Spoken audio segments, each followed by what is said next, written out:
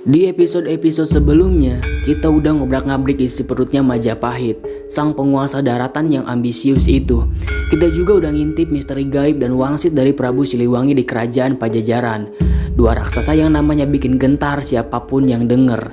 Tapi, pernah nggak kalian kepikiran, sebelum dua raksasa itu berdiri gagah, siapa guru mereka? Siapa bapaknya yang nguasain panggung Asia Tenggara lebih dulu? Siapa kakek buyutnya para raja Nusantara yang kekayaannya bukan diukur dari luas sawah, tapi dari luas lautan yang ia taklukkan? Malam ini, kita nggak cuma mundur 1 atau 2 abad doang.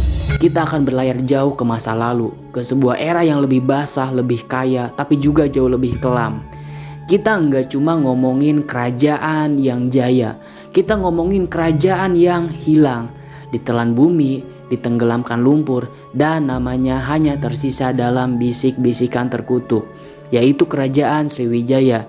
Siapkan cemilan dan santuikan posisi duduk rebahan. Mari kita mulai.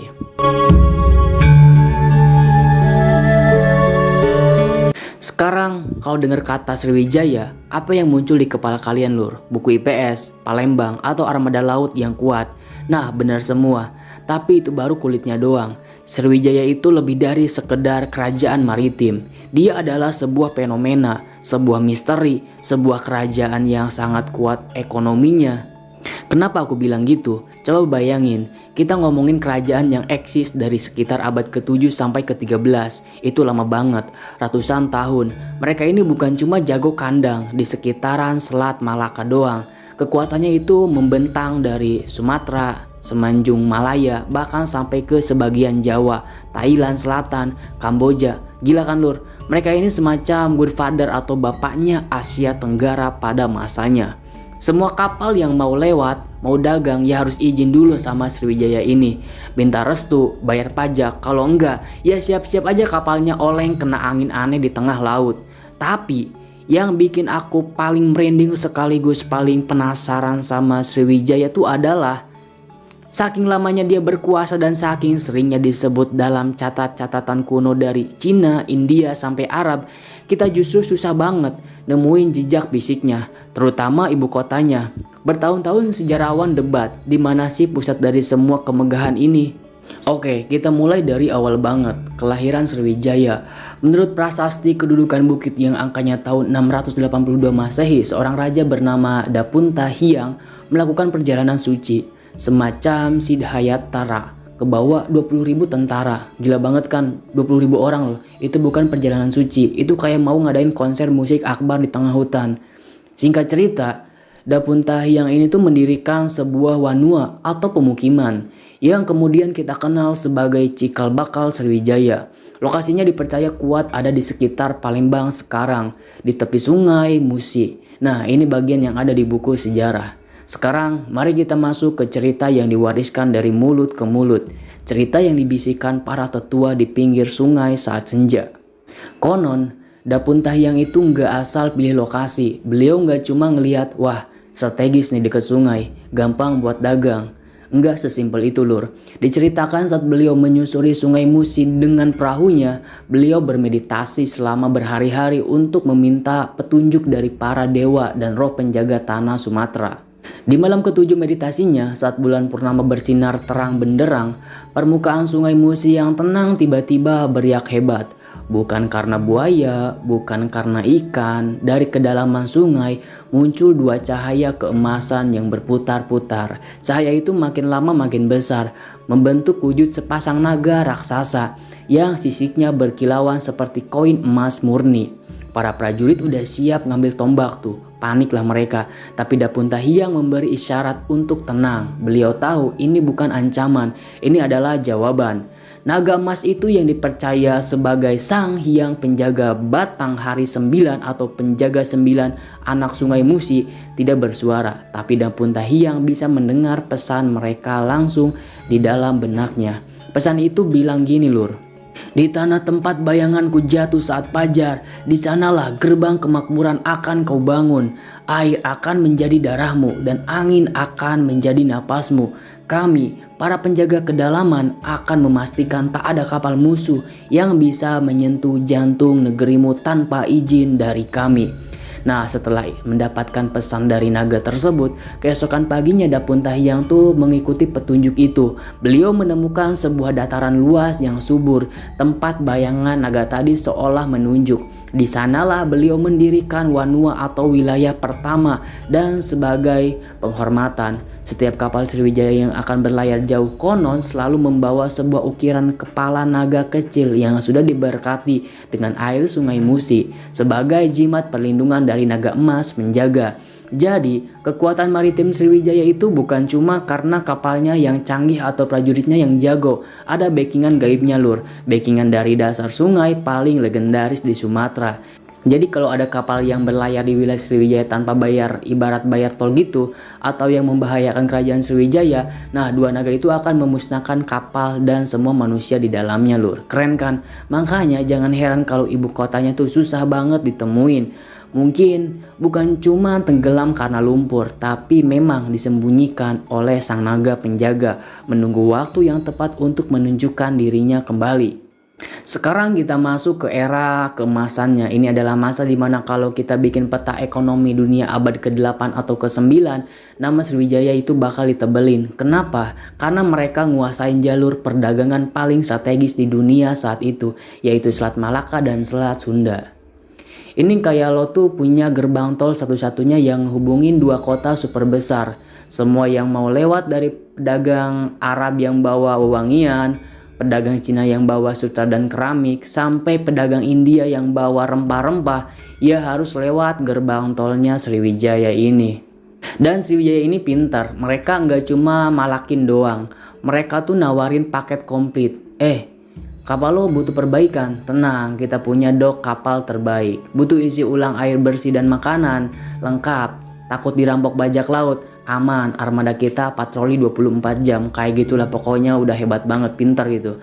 Armada lautnya ini tuh bukan kaleng-kaleng lur. Konon saking banyaknya kapal perang Sriwijaya, kalau mereka berbaris, matahari pun bisa ketutupan. Mereka adalah polisi, tentara, sekaligus pengelola pelabuhan paling disegani di lautan saat itu. Nah, itu kan cerita logisnya. Tapi masa iya sebuah kerajaan biasa berpengaruh itu cuma modal armada dan diplomasi? Tentu ada bumbu-bumbu lain yang bikin mereka makin disegani. Disinilah kita masuk ke kisah gaibnya lur. Selain jadi pusat dagang, Sriwijaya juga jadi pusat pendidikan agama Buddha. Kalau sekarang orang mau belajar agama ke Vatikan atau ke Mekah, atau mau kuliah top ke Harvard atau Oxford, nah dulu itu para biksu dari Cina, Tibet, India kalau mau mendalami ajaran Buddha aliran Mahayana, mereka tuh wajib mampir dulu ke Sriwijaya, wajib pokoknya di zaman itu lur. Nah ada cerita menarik nih lur. Ada seorang biksu Cina super terkenal namanya tuh Ite Singh. Dia ini tinggal di Sriwijaya bertahun-tahun, terjemahin teks-teks suci dari bahasa Sanskerta ke bahasa Mandarin. Dia sendiri yang nulis kalau ada lebih dari 1000 biksu belajar di sini. Ini bukan cuma tempat les biasa, ini udah universitas internasional. Pertanyaannya, apa yang bikin Sriwijaya begitu istimewa di mata para pencari ilmu ini? Cerita dari mulut ke mulut menyebutkan soal keberadaan sebuah tempat legendaris di jantung ibu kota Sriwijaya lur. Namanya bukan perpustakaan, bukan vihara biasa, tapi disebut sebagai Taman Pustaka Cahaya.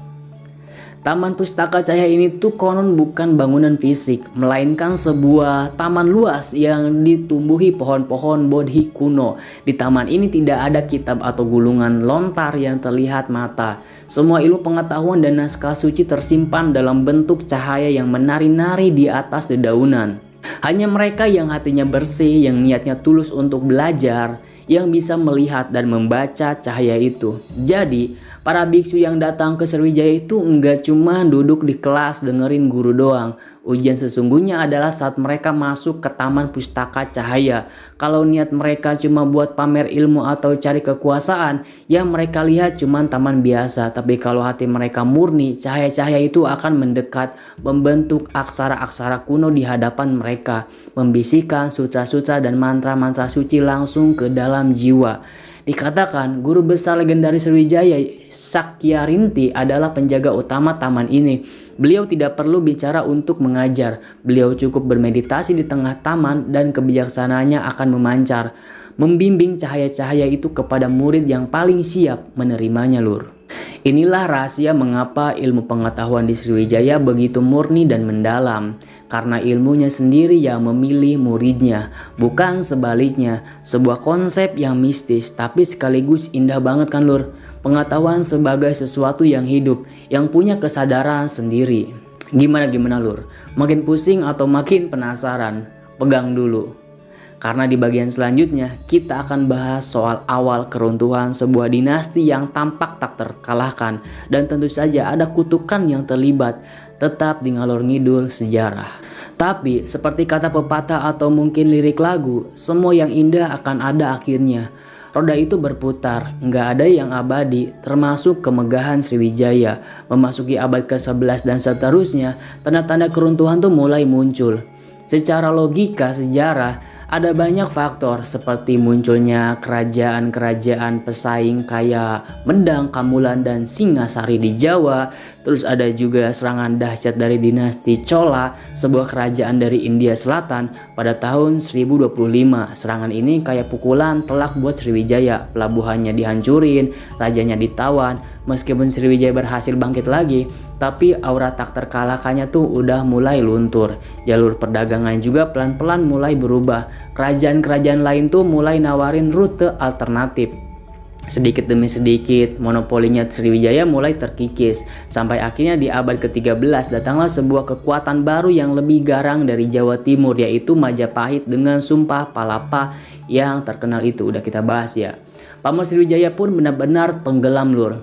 Itu versi datarnya, versi buku sejarah. Tapi kalau kita tanya lagi sama bisikan-bisikan angin di tepian Musi, ada cerita lain, cerita tentang kesombongan dan sebuah kutukan. Jadi gini lur, di masa-masa akhir kejayaannya ada seorang penguasa Sriwijaya yang mulai lupa daratan.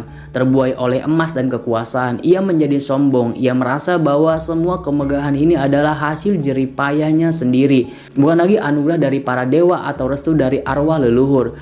Puncak kesombongannya terjadi saat upacara persembahan tahunan di sebuah talaga suci di hulu sungai, tempat yang dianggap sebagai sumber kesuburan dan juga kehidupan bagi seluruh kerajaan.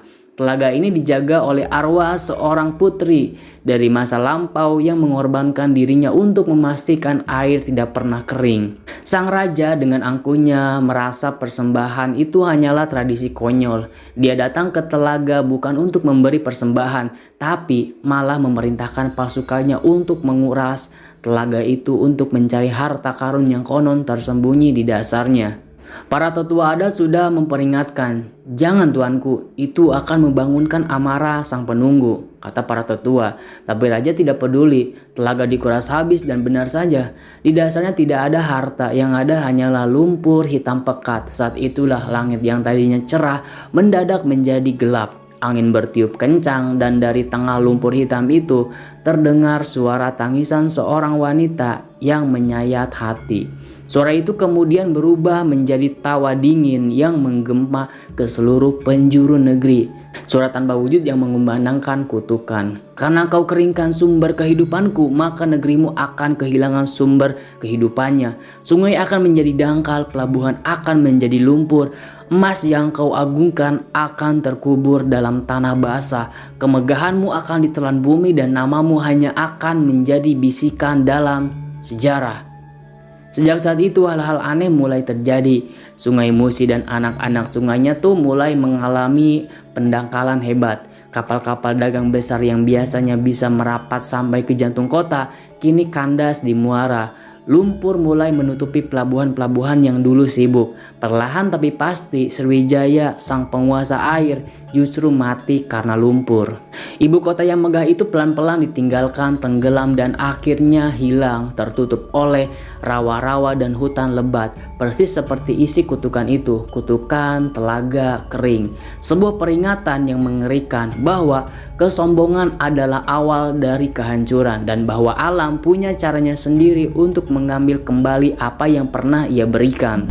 Seperti biasa, kalau kalian suka ngalor ngidul ngebongkar sejarah dari sudut pandang yang beda kayak gini, aku minta tolong banget buat pencet tombol like-nya lur, dan klik juga tombol subscribe-nya.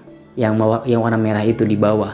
Biar kalian jadi yang pertama tahu kalau ada episode baru dari Kegelapan Sejarah.